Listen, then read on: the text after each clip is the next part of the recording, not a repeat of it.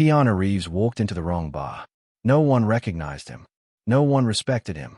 They mocked his clothes, spilled beer on him, called him a coward. He stayed calm until they crossed the line. And right when things were about to explode, Chuck Norris walked in and the entire bar found out they had just picked a fight with the wrong man. Before we begin, have you ever been underestimated just because you were quiet? Comment yes if you know that calm doesn't mean weak. The wind outside howled like a warning no one would hear. Inside the rusted chain, warmth bled from neon lights, sweat-soaked leather, and the reek of burnt whiskey. A jukebox in the back cranked out a gravel-throated blues riff, half drowned by laughter, cue balls cracking, and the occasional bark of boots on dirty tile. Then the door creaked open, heads turned, but only briefly. The man who entered wasn't worth the effort. He didn't wear club patches or heavy rings. No chains, no chrome buckles, no ego on display. Just a soft black t-shirt, a weathered brown leather jacket, jeans faded to the knees, and boots that had walked farther than most of the bikes outside. A trucker cap shadowed his eyes.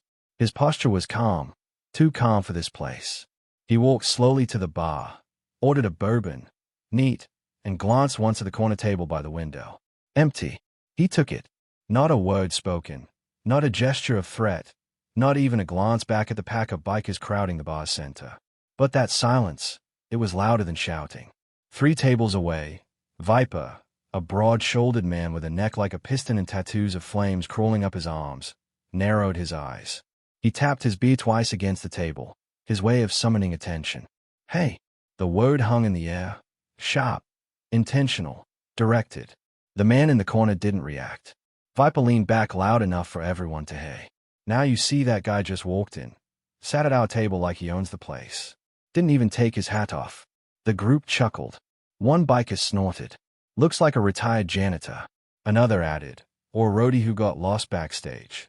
But the man just Saturday took a slow sip of bourbon, eyes steady on the window, as if the storm outside made more sense than the men inside. Viper stood. His boots struck the floor with a beat only arrogance could walk to. He strolled over, leaned on the table, tilted his head. You hear me talking, old man? The stranger glanced up finally, calm, measured. His voice, when it came, was smooth and level. I did. I just didn't think you were saying anything important. That was it. No raised voice, no curse, no barked threat, just a quiet sentence that cuts deeper than any insult. The group behind Viper paused, then chuckled louder. Oh, he's got jokes. Real funny guy, Viper said, grin tightening. Think he's better than us. No, the man said, raising his glass. Just quieter. For a second, Viper froze. Then, slowly, his smile melted into something colder. Behind the bar, the owner looked up, eyes darting between the 2 men. Something was about to happen, and the man in the corner, who no one recognized, just took another sip and waited. Not for backup, not for pity, just for the next mistake. The laughter grew louder. Not playful, not light. It had a sharp edge, like a growl with teeth. Viper turned back to his table of 4, slamming his beer down hard enough to spill foam. He's got a mouth on him. Huh, he sneered. Let's see if that quiet attitude holds when he's dripping in beer. The others barked their approval. One of them, Tank, a bald, bearded giant in a torn leather vest, grabbed a fresh pint and strolled past Keanu's table with a deliberate stumble. Splash! Golden liquid spilled across the table, soaking the man's forearms, running down the sides of the glass, dripping onto his lap. Oh, oops, Tank said, not even trying to sound sincere. My bad, old-timer. Hope your fancy little whiskey didn't mind sharing the spotlight. He expected a flinch, maybe an angry shove. At the very least, a glare. But Keanu didn't move. He simply set his glass down, pulled a napkin from the side of the tray, wiped his arm, then just as slowly used the same napkin to pat the rim of the table dry. No rush. No change in his breathing. Tank blinked. Yo, what is with this guy? He muttered, walking back. He ain't even human. Viper stood again, this time bringing his full bulk forward. The bar's background noise softened subconsciously, instinctively. Regulars had seen this rhythm before. Insult, escalation, impact. But something felt off. Keanu remained seated, his left hand resting on the damp tabletop, the other still near his untouched coat draped over the chair beside him. The only thing that moved was his gaze. Calm, steady, following Viper's every footstep. "You think you're above this, who?" Viper asked as he approached. "Above us." He stopped a foot away, looming like a building on legs. Keanu looked up slowly, his tone even. "No, I just think this place isn't as loud as it thinks it is." A silence dropped into the room like a thunderclap. Viper grinned, but there was tension behind it. Big words for a guy sitting in puddles. Then, with no warning, he kicked the leg of Keanu's chair hard. The chair rocked. Bourbon sloshed. Keanu's hand caught the edge of the table without looking, steadying himself in one smooth motion. His face didn't so much as twitch. Viper leaned in, voice low and close. "You know what happens to guys like you? Ones who act like ghosts until they're stepped on." He grinned wider. "They disappear." Keanu blinked once. "Is that a threat?" "No," Viper whispered. "That's a tradition." From the corner of the room, the bartender clenched his jaw. He'd seen bar fights before, but never one where the calmest man in the room refused to blink while staring down a man twice his size. For a second, nothing moved. Then Keanu reached for his coat. Not fast, not aggressive. He picked it up, set it gently across his lap. "I won't stop you," he said quietly, "but I wouldn't recommend what's about to cross your mind." And that somehow was the first moment Viper hesitated. Viper's eyes twitched. He wasn't used to hesitation, especially not his own. For years, his size alone had spoken louder than any words. Most people backed down by the time he stood up. But this man didn't flinch, didn't raise his voice, didn't even raise an eyebrow. And that scared Viper more than he wanted to admit. He looked around. The bar was watching. Not cheering, not laughing anymore, just watching. And that was worse. So he did what bullies do when they sense control slipping. He got louder. "You got a death wish, huh?" Viper snapped, stepping in close. The toe of his boot knocked against the leg of Keanu's chair again, harder this time. Still, the man didn't move. Viper's lip curled. "Fine."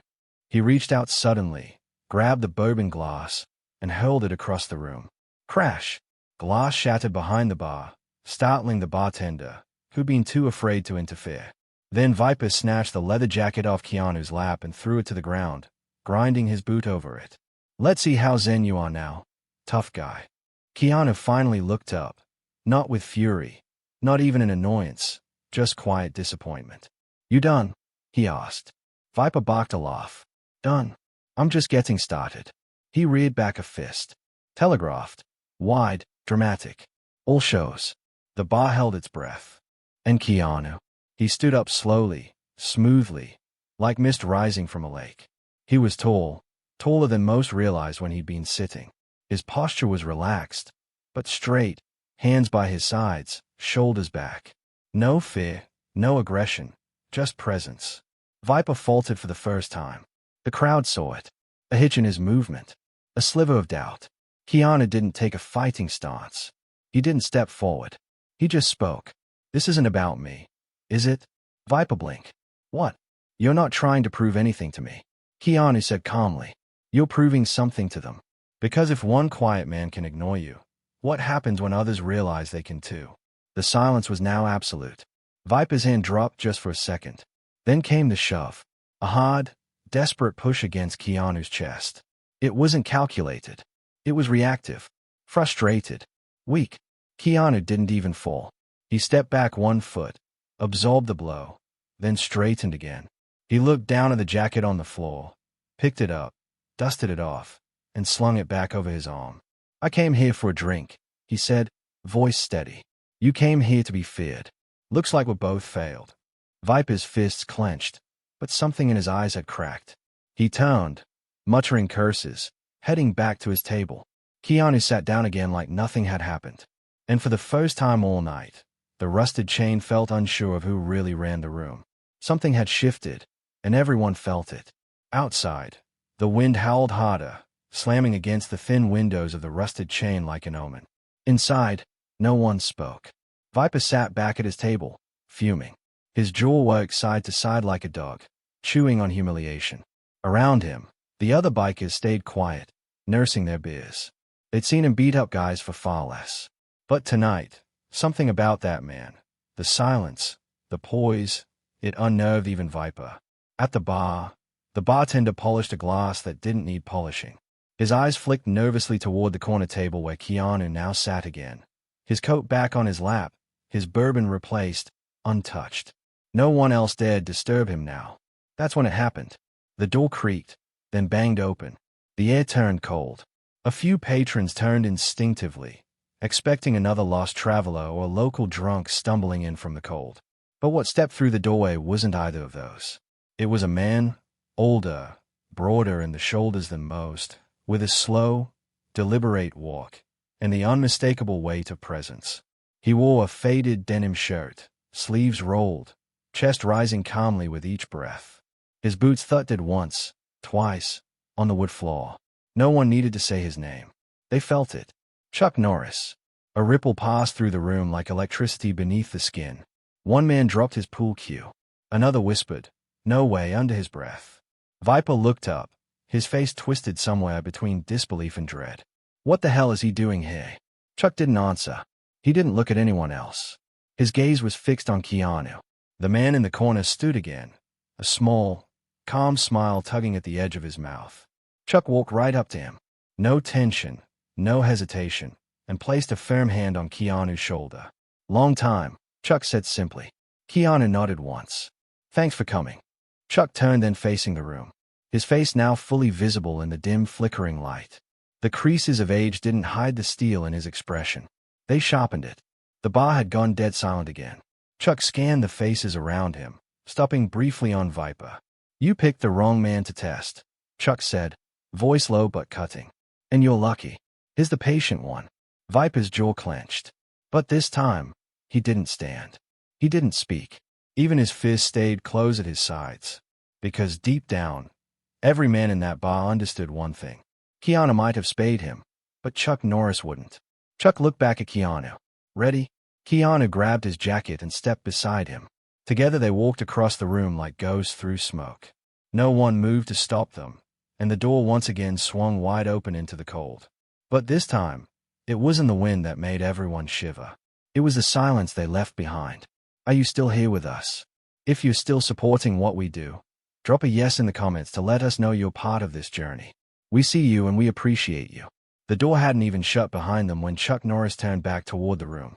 His boots stilled on the warped wood floor and his voice cut through the bar like a freshly honed blade. "I don't usually walk into someone else's mess," he said calmly, scanning the room. "But when a man like Keanu Reeves gets disrespected, you're not just picking on him." He stepped aside, gesturing back at Keanu. "You're insulting every man who ever chose decency over ego, patience over fists, and you're damn lucky it was him sitting here first, not me." Murmurs passed through the room like wind through tall grass. Viper's face twisted, his pride, still aching from earlier, wouldn't let him stay silent. "So what now?" he barked. "You're going to now fight me over some guy who can't fight his own battles?" Chuck tilted his head slightly as if the question amused him. "You think this was about fighting?" he asked. "No, this was a test. One you failed before you even opened your mouth." Viper stood. "Test this." He lunged fast, wild, and without thought. It was a mistake. Chuck didn't flinch. He didn't step back. He stepped in. One pivot, one measured movement, and Chuck's boot connected squarely with Viper's chest. Crack! The sound wasn't loud, but it was final. Viper flew backward like a sack of bricks, crashing over his own table, scattering chairs and empty beer bottles. He landed hard and didn't get up. No one moved to help him. Chuck exhaled slowly, then turned back to the rest of the room. His voice didn't rise. It didn't need to. I've seen men like him my whole life. Loud, threatening, but the moment they meet someone who doesn't bark back, they panic because silence makes them face themselves. He turned toward Keanu, who had remained still, expression unreadable, posture relaxed. "You handled it with more grace than I ever could," Chuck said, nodding. "But I figured a little punctuation wouldn't hurt." Keanu smiled faintly. "Appreciated." One of the other bikers, a wiry man with a snake tattoo curling around his neck, cleared his throat and said quietly, "Wait, Reeves, as in Keanu Reeves?" Someone gasped. Another cursed under their breath. Chuck chuckled. "You didn't know?" He turned to the bar.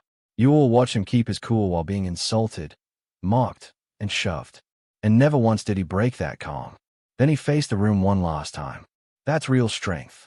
Not how loud you are, not how many people you scare, but how many storms can you stand through without becoming one. He paused, eyes scanning the room. And if you ever forget that again, I might just visit without warning. Chuck gave Keanu a subtle nod. The two men turned toward the door. This time, no one blinked. No one jerked. They just parted like water and watched the storm walk out side by side with the calm. As the heavy door swung shut behind them, the wind carried a final gust into the rusted chain, scattering napkins and chilling the silence that now wrapped the bar like a wool blanket soaked in regret. No one moved for several seconds. Then slowly the bartender set down the glass he'd been polishing and exhaled long and low. Was that really Chuck Norris? One man murmured near the pool table, but another voice cut in softer, younger, with a note of realization trembling behind it. Forget Chuck. That other guy. That was Keanu Reeves. The name hit the room like thunder. Glasses clinked as a few patrons sat up straighter, replaying everything they'd just seen. The quiet strength. The way he absorbed insult after insult without blinking. How he never raised a hand, even when the whole room turned against him. Someone pulled out their phone, hands fumbling. Holy hell, he whispered, turning the screen around. A photo of Keanu Reeves smiling at a fan outside a motorcycle shop. Same face, same jacket, same stillness. Viper groaned from the floor, clutching his ribs and struggling to sit up. No one helped him. The bartender finally broke the tension with a shaky laugh. Part disbelief, part shame. I served Keanu Reeves a glass of bourbon and then stood there while he got spit on by a bunch of amateurs. He shook his head. Should have kicked them all out the moment it started. Another biker, one who'd said nothing all night, stood slowly and muttered, I thought he looked familiar. I just didn't expect someone like him to be in a dump like this. That's the point, the bartender said, wiping the bar with quick, almost guilty strokes. He wasn't here to be recognized. He was here to be left alone. Someone else whispered, and he still walked out with dignity, even after all that. A few heads turned to Viper, now upright, hunched and panting.